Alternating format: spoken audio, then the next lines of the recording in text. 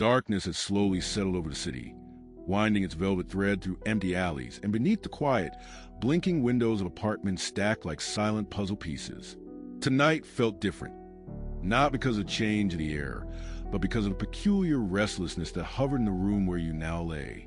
The bedside lamp cast a soft halo on the crumpled pages of an old planner, its margins scribbled with dashed hopes and hastily drawn arrows pointing toward faraway aspirations. You felt it, haven't you? That subtle ache in your chest when the day slips through your fingers and you wonder, not for first time, if your efforts ever build into something real. Somewhere between fatigue and hope, you lie awake, whispering promises to yourself about tomorrow. Yet, as the days accumulate and your goals seem to scatter, the nights become seascapes of drifting thoughts, unresolved plans, and a deep suspicion that you're missing a secret everyone else keeps hidden. On evenings like this, the world outside becomes abstract, a wash of distant sirens and a hush of tires on rain-slicked streets. Inside, your mind glows with 1,000 half-lit directions. Maybe you'll listen to others talk about luck, genius, or ambition, but you suspect there's something beneath their stories. Something less obvious but much more powerful. In your quieter moments, doubts and questions swirl together. What turns a fleeting idea into a future shaped by intention? Can purpose be engineered while you sleep? Woven into tomorrow's events while you rest? You want results, not more theory. You want the certainty of progress that feels organic, as if your own life could assemble itself into greater meaning even as you drift into unconsciousness. The clock, that ceaseless companion, blinks forward. Maybe you find yourself caught at the border between effort and surrender. Maybe sleep feels less like escape and more like an uncharted interval, where dreams struggle to matter against the concrete weight of bills, deadlines, and the silent pulse of your ambitions. Beneath every logical step and rational goal, you sense a labyrinth of hidden passages, a network woven by hands you've never seen, where fortune, opportunity, and timing dance together, sometimes just out of reach. Tonight, as you rest on this threshold, another presence flickers into the room, a memory, a question, or maybe something only sensed. Sometimes, in these suspended moments, fragments of stories from long ago tease at the edges of your awareness, whispers of great minds. People who transformed their fortunes not only through relentless work, but through something subtler, a principle so elegantly constructed that even the night itself bends around its logic. Are there truly unseen mechanisms working for you as you close your eyes, or is that just another comforting illusion? And what if sleep is not the blackout of your mind, but the backstage where the frameworks of your tomorrow are quietly assembled? Imagine, for a fleeting instant, that the limits of your own understanding are not boundaries, but invitations.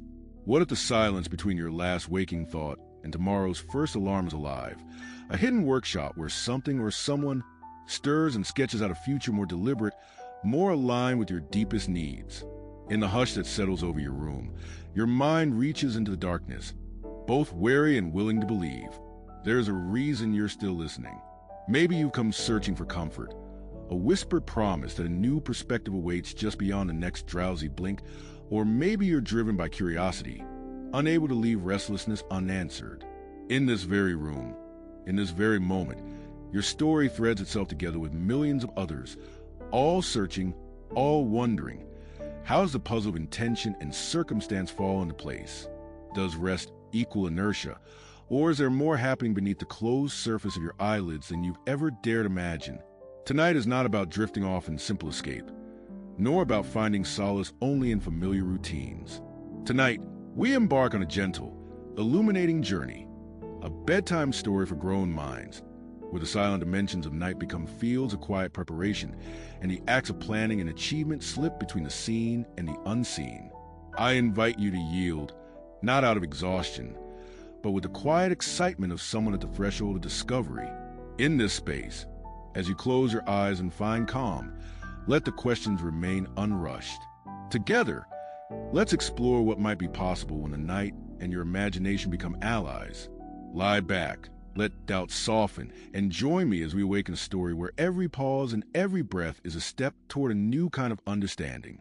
The real adventure, with all its surprises and secret architects, is just beginning. In the muted hours between midnight and dawn, when the world slumbered in patchwork dreams, a presence stirred within the hush of your bedroom. Tonight was different for Victor, a man weathered by years of small triumphs and silent setbacks. His financial goals sat on his desk like unopened letters, full of promise, intimidating by implication. Restless, Victor tossed beneath a linen sheet, his mind spiraling through familiar worries. Investments left unmade, opportunities once glimpsed and then lost in fog. Never did he suspect that behind the fragile veil of sleep, something orchestrated his future with a dexterity that outpaced the most cunning strategist. In a distant corner of a place unknown, the night metamorphosed into a theater of radiant figures, spark-like entities, luminescent in the deep blue dark. Victor's thoughts, scattered like marbles on a hardwood floor, became their building material. These figures took shape not as shadows, but as almost invisible artisans, each with a distinct character, some bold and angular, others graceful and patient. They swirled around the remnants of Victor's thoughts, their hands deft in the subtle craft of sorting and aligning ambitions. If one listened carefully, the faintest echo of laughter could be detected, a sound between a silver chime and the whisper of silk against glass. Meanwhile, Victor found himself drifting inside a elusive vignette, unaware of how exactly he arrived.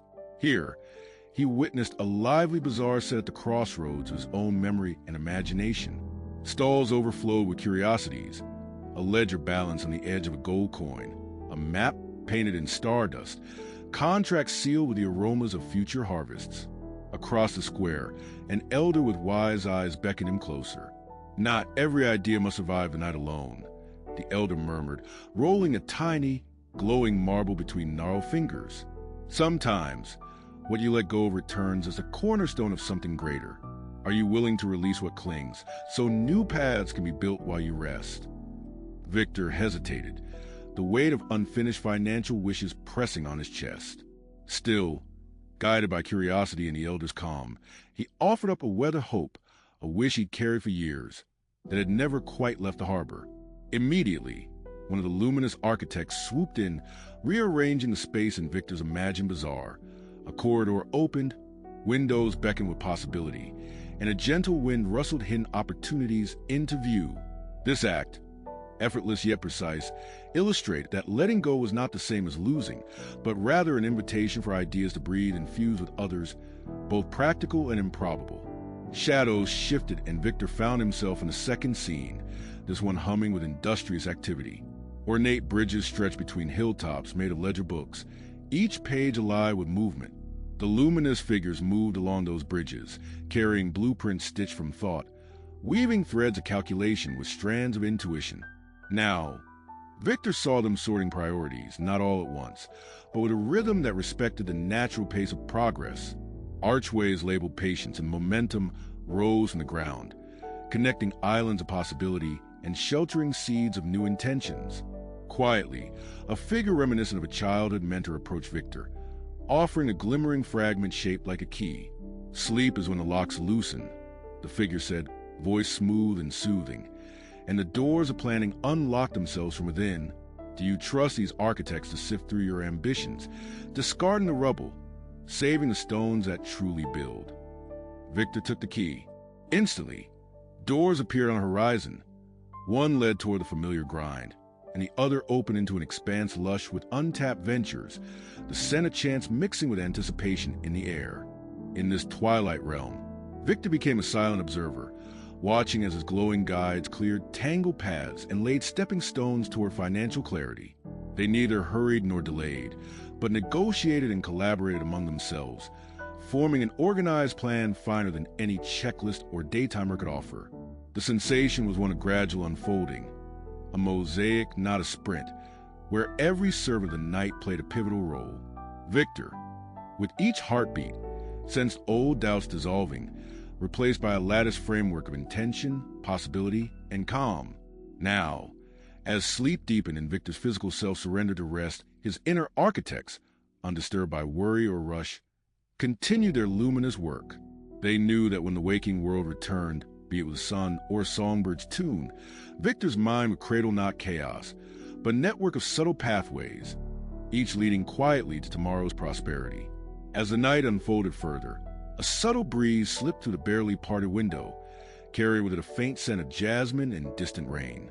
Victor's breathing deepened, steady as a tide, pulling him into an entirely new tableau. Off in some imagined distance, a clock tower chimed with the sound of possibilities instead of hours. Here, time bent not by discipline or routine, but by serendipitous encounters. Every tick a doorway, every talk a gentle nudge towards something unsuspected. Amid this curious landscape, Victor soon found himself treading a narrow bridge, suspended high above a shifting terrain of glassy ponds. Each pond shimmered with a unique scene. Partnerships once lost, moments where trust was either risked or withheld, crossroads marked by indecision. No longer a passive observer, Victor now walked with purpose, each step echoing with subtle memories he hadn't realized were still alive within him.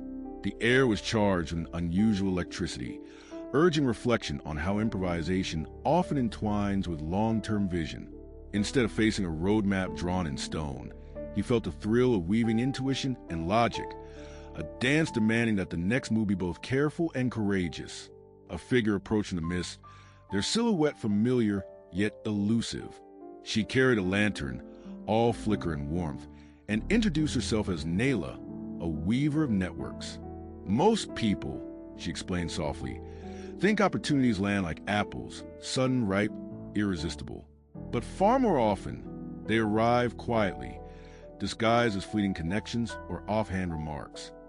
She drew Victor's attention to a pond reflecting a scene from years past, a brief conversation at a train station. Two strangers sharing a bench, laughter cutting to the noise of daily grind. That meeting, forgotten by morning, had once stirred a chain of introductions that nearly led Victor to a mentor who would have shifted his financial course. Now, consider how easily we dismiss such encounters in waking life, labeling them as coincidence or trivial happenstance. Frequently, these synapses of human connection are brushed aside in our relentless pursuit of the grand plan. Yet, in the cool comfort of the night, Victor realized how each overlooked spark could fan out into opportunity, if only allowed those luminous architects a chance to connect the threads behind the scenes. The vital lesson emerged. Flexibility and curiosity were not enemies of the organized plan, but companions, ensuring resilience when order alone fell short. Building on this realization, Nayla guided Victor to a row of lanterns hung from twisted willow branches. Each lantern glowed a different hue, casting shadows and patterns that changed with every breath. These are your silent allies, perspectives you haven't invited consciously, but which form the base of adaptability, she whispered as she handed him one. The lantern felt surprisingly heavy, its glow warm against his palm. Hold this when routine fails, or when you wake in search of a sign. Sometimes it's in the pause, in the accidental detour, where opportunity waits, eager to be discovered. Consequently, Victor's mind spun through recollections of impulsive decisions, those late-night leaps, those unplanned detours, which, though seemingly irrational at the time, had nudged him closer to both progress and self-understanding. Each memory was a testament to balance, the harmony between a well-laid scheme and the openness required to invite serendipity into play. Nayla receded into the mist with a final glance, her lantern swinging like a heartbeat, steady and patient. The wind shifted once more, carrying with it the echoes of new questions. When was the last time you noticed a ripple set off by a seemingly inconsequential exchange? Has the rush to control each variable made you less attuned to the hidden signals of chance? If you allowed a little trust in the night's silent labor, could you awaken with sharper discernment, more able to harness not only your plans, but also the unforeseen gifts that drift quietly at your threshold? Victor's journey continued, footprints on the bridge glowing beneath him, each lit by the hidden promise that the next step, whether carefully plotted or joyously accidental, held the power to change not only his fortune, but his way of seeing the world. No longer accompanied by any of his previous guides, Victor soon found himself in a place subtly distinct, almost imperceptible in its transition. The ground beneath his feet was cool marble, streaked with deep green veins and faintly luminescent from within. Overhead, the sky had taken on a strange quality, neither night nor dawn, but liminal slate, as if the canvas of possibilities still awaited its first sketch. There was no sign of time passing, no clock to warn him of urgency. Instead, the space felt entirely devoted to gestation, the silent hiatus that comes before decisions truly crystallize. In this hush, Victor discovered he stood before an immense library, its shelves winding upward like the rings of an ancient tree. Unlike any earthly collection, this repository pulsed with translucent energy. Each book, each scroll, seemed to swirl with movement, as if alive with the nascent potential of an idea yet to be chosen. Observing closely, Victor noticed that the spines were blank, yet when his hand hovered over one, a title shimmered briefly. Possibility forgotten at sunrise, investment of patience, oaths once deferred. The realization struck him. This was not a catalog of the past, but a living anthology of paths not yet taken. Some nearly faded out of existence. Others pulsed with the urgency of a decision waiting to be made. Across the marble floor, an attendant appeared, a dignified figure with ash-gray eyes and a calm, unhurried manner. They extended a slim folio toward Victor without a word, signaling an invitation to explore a different kind of planning, one that acknowledged the essential role of incubation. Some designs, the attendant spoke quietly, require silent nurturing in the dark. Not all ambitions crave the spotlight of immediate action. As Victor opened the folio, images blossomed into being. A young artist leaving an apprenticeship unfinished to wander and observe the world. An inventor methodically collecting failures, letting them stew and mature before the solution emerged. It was clear, here, delay was not a mark of hesitance or fear, but of wisdom in knowing when to allow an idea its hidden growth. Moreover, as Victor turned each page, they came alive with tangible emotions. The sense of longing mingled with self-restraint, the tension between persistent drive and the comfort of waiting. There were no straight lines, only tender spirals of development. A tale unfolded of a clever merchant during a bygone era who, faced with famine and scarcity, chose not to leap at the first offer of partnership. Instead, he observed the subtle shifts in the market, quietly collected resources, and waited until a fleeting, perfect alignment presented itself. His prudence, once ridiculed, proved decisive. He emerged when others faltered, prepared and nimble, seizing opportunities that would have evaded hasty hands. This concept resonated with Victor, who, until now, had equated inactivity with stagnation and longed for security of visible results. As he traced the merchant's journey, he began to perceive the silent power in deferment, not indecision for its own sake, but an active, watchful patience that allowed nascent plans to mature before being thrust into the harsh light of reality. The attendant watched silently, as if to ask, at what point do urgency and patience intersect optimally? How might your greatest achievements depend on granting time for silent gestation instead of relentless action? Advancing deeper into the library's winding corridors, Victor caught a low murmuring, barely audible voices woven from every book on every shelf. They did not urge him forward, nor draw him back. They invited him to pause, to let his most unruly plan simmer, to trust that time allowed in the shadows could coax out a brilliance otherwise lost to haste. Now, reflect on how you yourself manage that delicate balance. Do you rush to resolve, or can you relinquish control, confident that the seed of an idea sometimes flourishes only when permitted to grow unnoticed for a while? Victor, feeling the subtle weight of this new wisdom, let the folio close softly in his hands, the message still resonant. Sometimes the most powerful planning happens not with the urgency of sunrise, but in the gentle, unhurried embrace of midnight's quiet. A faint, melodic hum drifted to the corridors Victor now wandered, striking him as both familiar and utterly foreign. Threaded into this sound was a mosaic of distant voices, the quiet chatter of unseen craftsmen. As Victor pressed onward, a gilded archway appeared, welcoming him into a domain pulsing with dynamic energy, a grand atelier, alive with movement, invention, and purposeful disorder.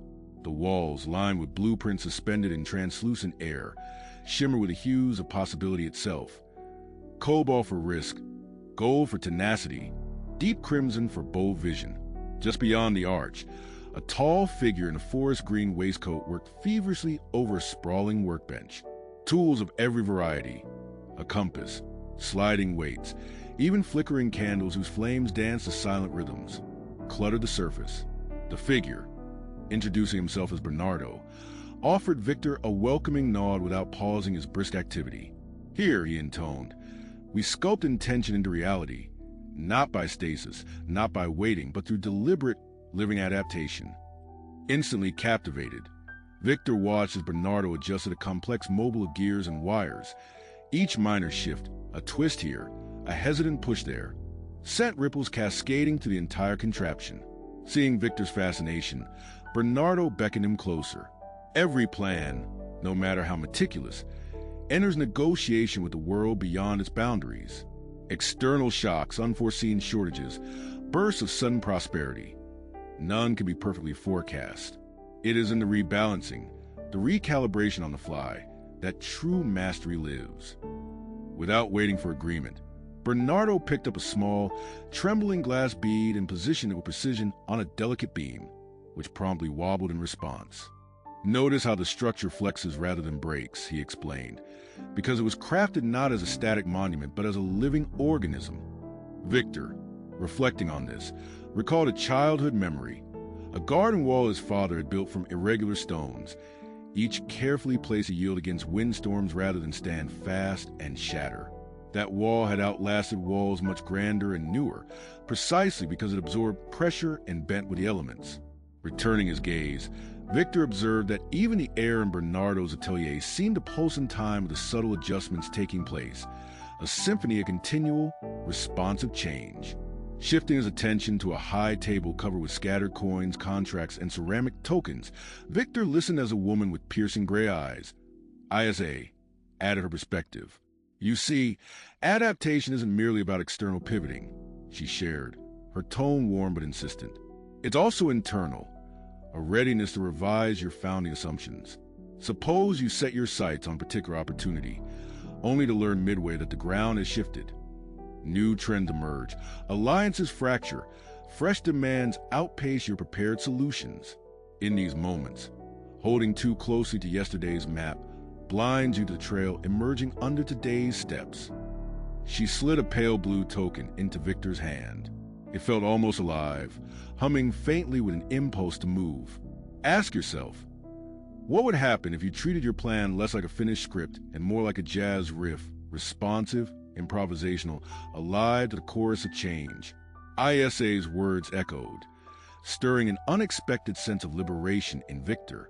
As the atelier continued to buzz, Victor noticed a rhythmic blending of effort and intuition everywhere. Apprentices hustled by, carrying revised budgets on malleable slates.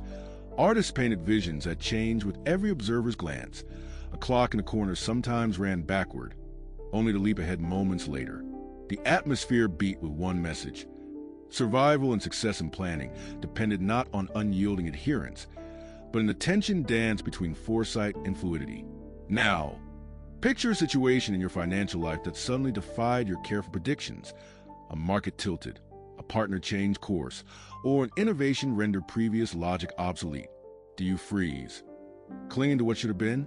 Or do you breathe in deeply, assess the new terrain, and update your design with an open mind and a steady hand?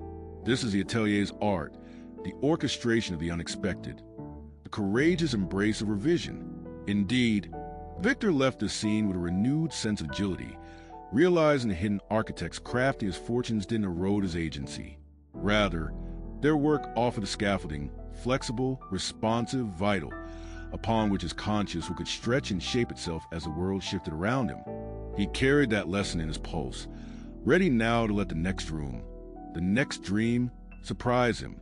The atelier's vibrant hum began to fade as Victor wandered into a new chamber, one suffused with the cool hush of anticipation.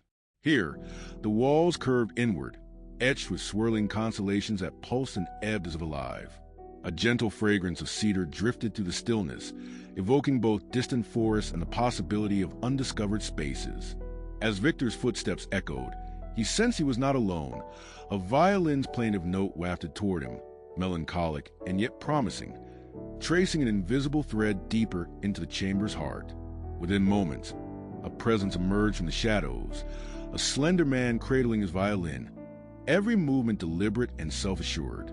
His name, he revealed, was Samuel, and his role echoed that of conductor organizing a dissonant orchestra into a work of subtle harmony. Samuel didn't speak at first. Instead, he gestured for Victor to sit beside him upon a narrow, time-worn bench. He began to play, weaving intricate melodies that flirted with chaos before resolving in delicate unity. The music seemed to alter the very air, notes hanging and tumbling into space with a will of their own. Watching Samuel, Victor realized that what he was experiencing wasn't merely performance. It was a living embodiment of a principle seldom discussed: the orchestration of conflicting ambitions. Unlike previous domains where adjustment ruled, here the challenge was not change, but simultaneous coexistence. Samuel paused mid-phrase, arching a brow. Most lives are symphonies of competing needs. You long for security, yet chase freedom. You want growth, but crave the comfort of routine. If you silence some voices for the sake of order, the melody dulls. If you amplify all at once, you drown in discord. His bow hovered above the strings. The true art, he intoned softly, is allowing each longing to speak, but guiding them to know their proper moment. Curiosity sparked in Victor. He pictured moments when his desire for adventure undermined his plan for stability, when impatience to seize opportunities clashed with the wisdom of considering consequences. Rather than labeling these opposing drives as failures, Samuel urged Victor to recognize them as vital motifs within his larger score. Consider the times, Samuel pressed on, when your greatest breakthroughs arose precisely because you refrained from resolving tension too soon. The held breath, the unresolved chord, can sometimes yield a richer result than any hurried solution. As this notion took root, an image emerged, a high-stakes negotiation from Victor's past, rife with opposing interests. Tension crackled in the room as participants vied to dominate the agenda. Against his usual impulse, Victor chose to hold space for silence, letting conflicting proposals float in the air.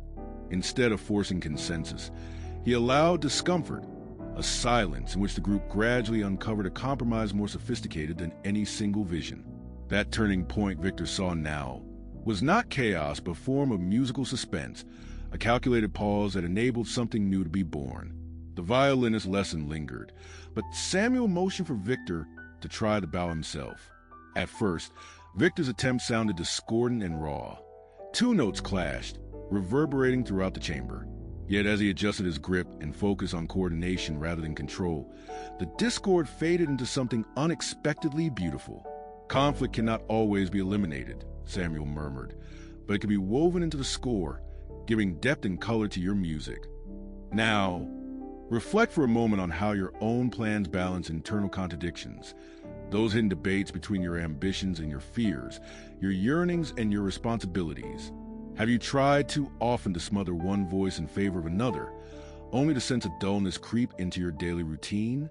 Imagine if you permitted yourself the complexity of a full orchestra within, a daring harmony, not in spite of, but because of unresolved tension.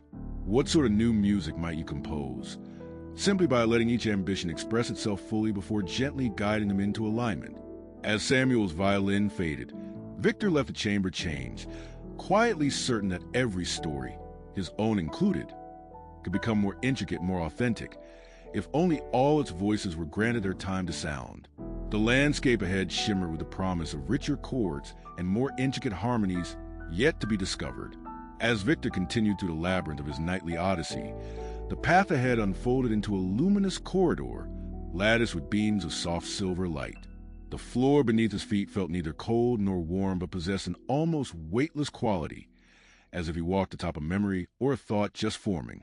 This uncertain ground gave way beneath his step, but, rather than causing him to stumble, propelled him forward with a gentle insistence.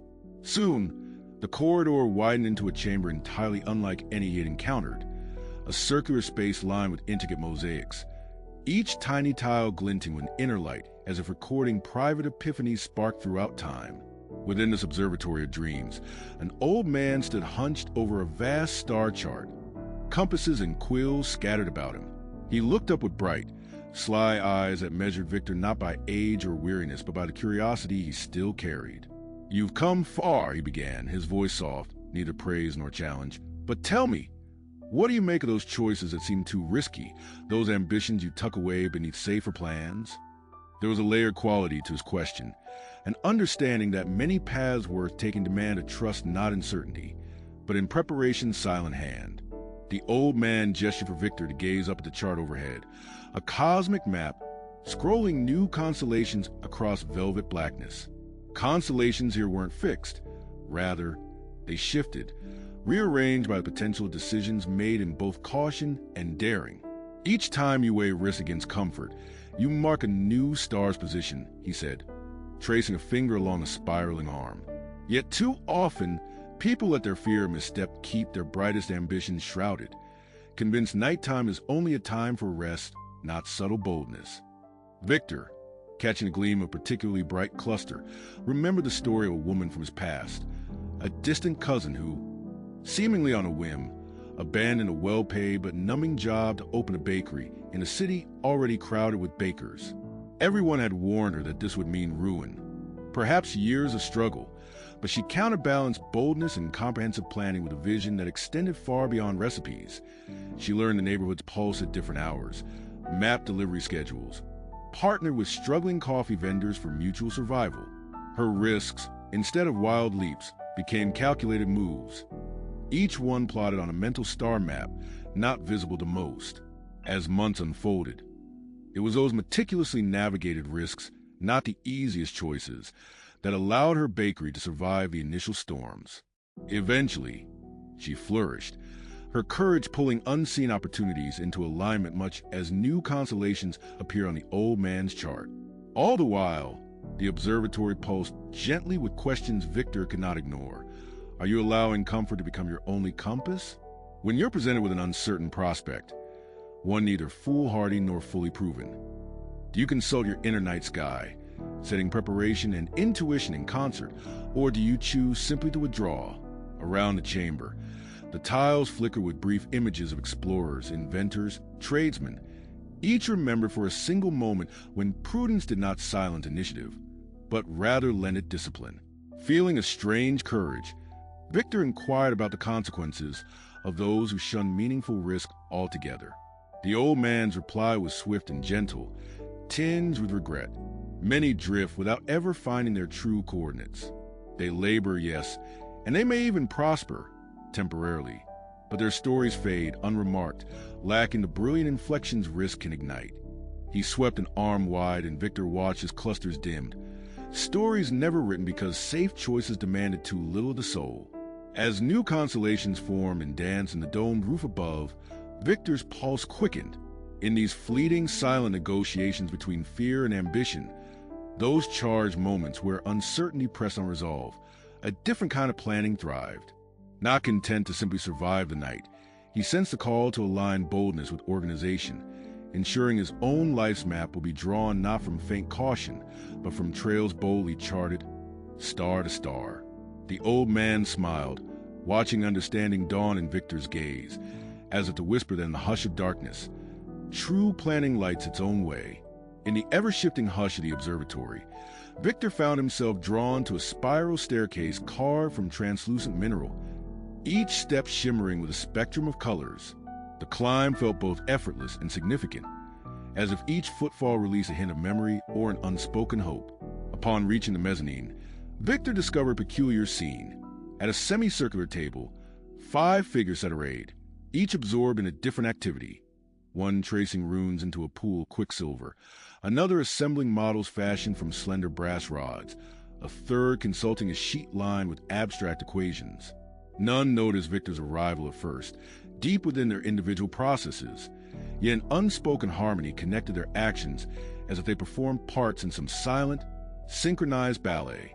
Without warning, the eldest among them, a woman with ice-white hair braided like a river, lifted her gaze and gestured for Victor to approach.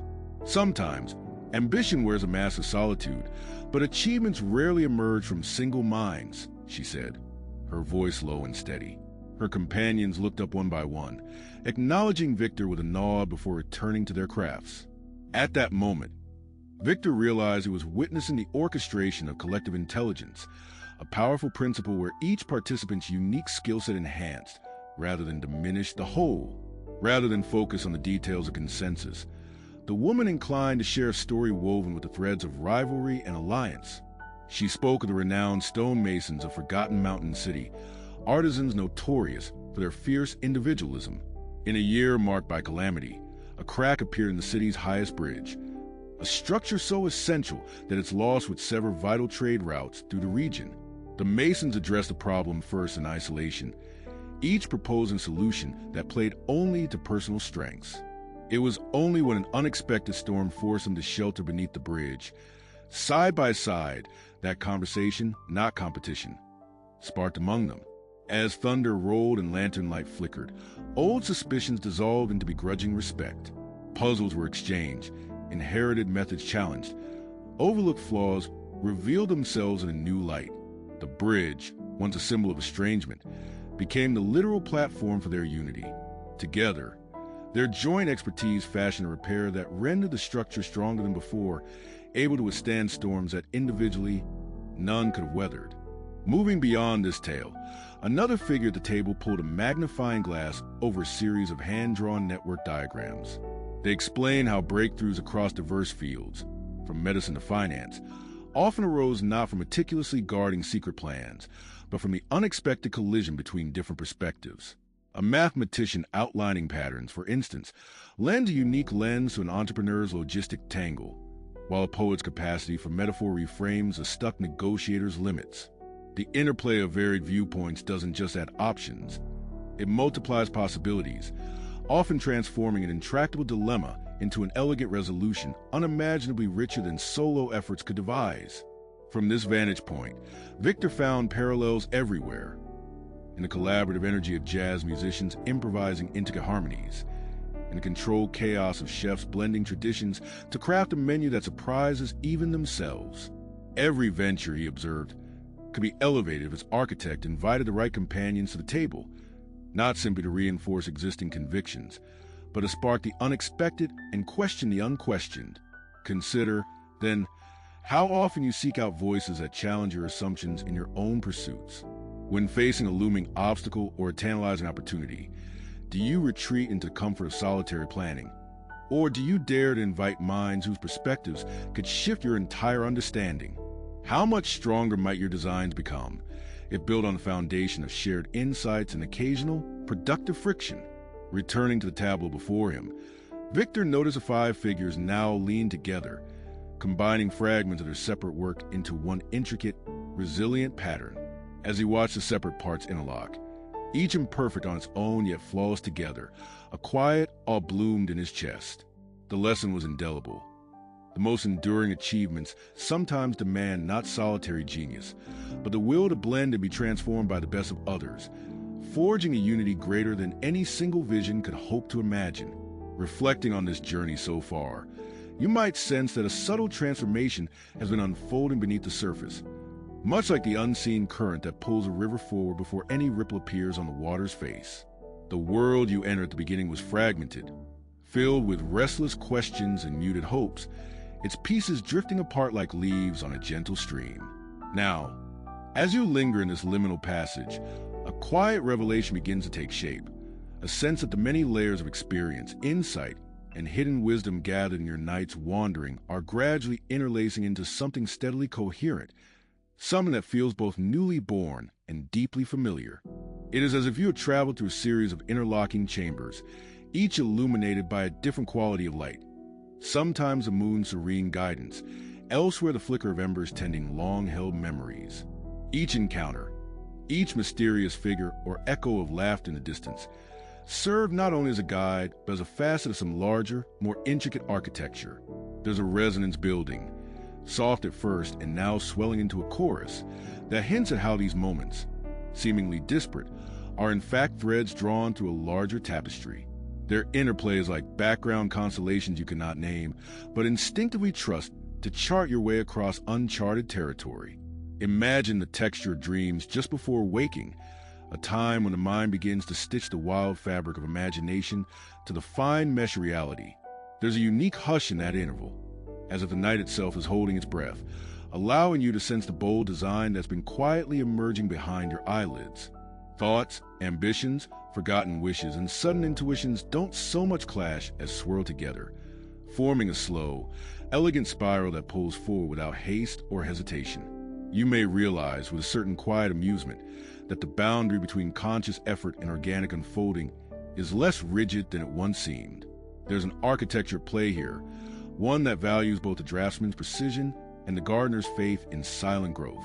Within this space, competing needs and resident desires are not adversaries but dancers, sometimes moving in step, other times vying for the lead, yet somehow always shaping an advancing motion.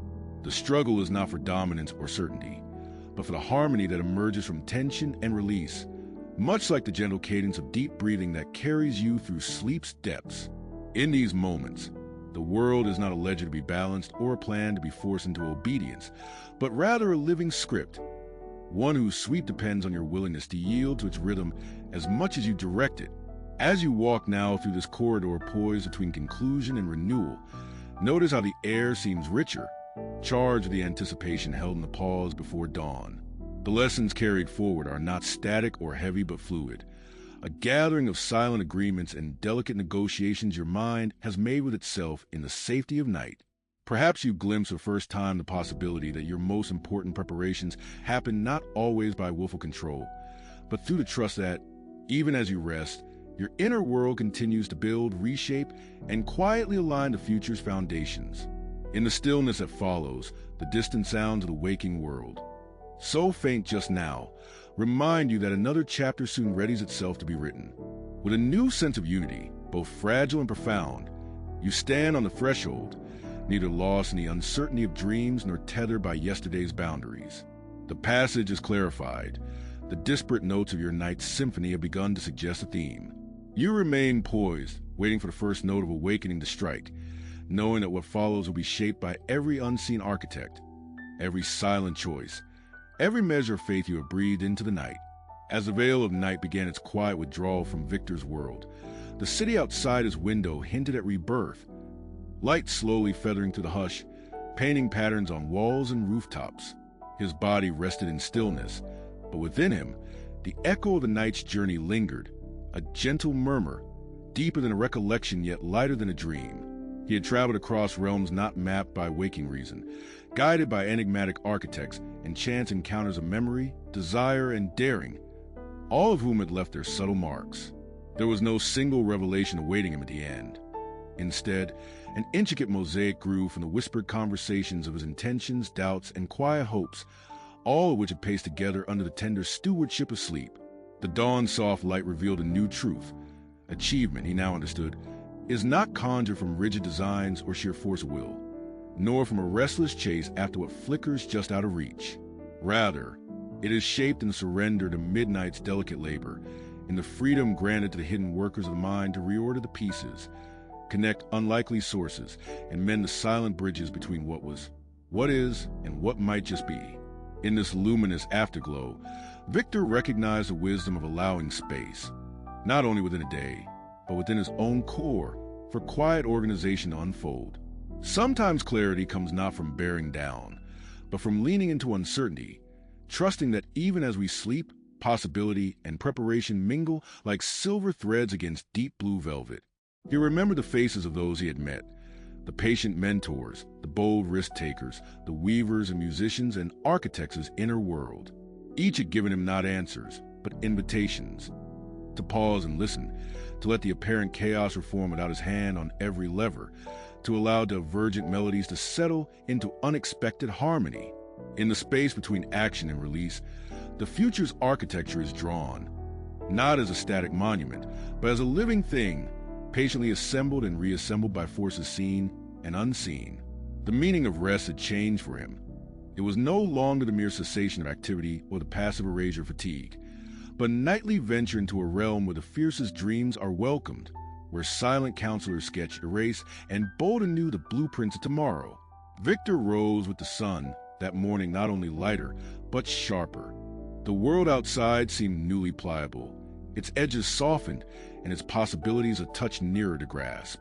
He understood that each night, unknown to him, the emissaries of his intent labored quietly on his behalf, forging connections, pruning outworn branches, lighting the lanterns that would guide his next steps at dawn. If a sense of calm curiosity stirred now in his chest, it was because he recognized that sleep, far from a pause, was a great silent ally. Its lullaby the pulse of potential organizing itself in darkness. As he stepped into his day, Victor carried with him the certainty that the journey was never truly over. Each evening beckoning as another opening, another chance to let the unseen hands mold new forms from the raw clay of ambition, uncertainty, and gentle hope. So, in the twilight between the story and your own, let yourself be reminded that you, too, possess a nocturnal parliament of planners, patient and purposeful, tending to groundwork of your future as you yield to rest. In trusting them, you may find that the subtlest transformations await on the very threshold where conscious effort gives way to the relentless architecture of dreams. Every night is another draft, every morning a fresh unveiling. Carry this knowledge softly now, and let it embolden you each time darkness falls.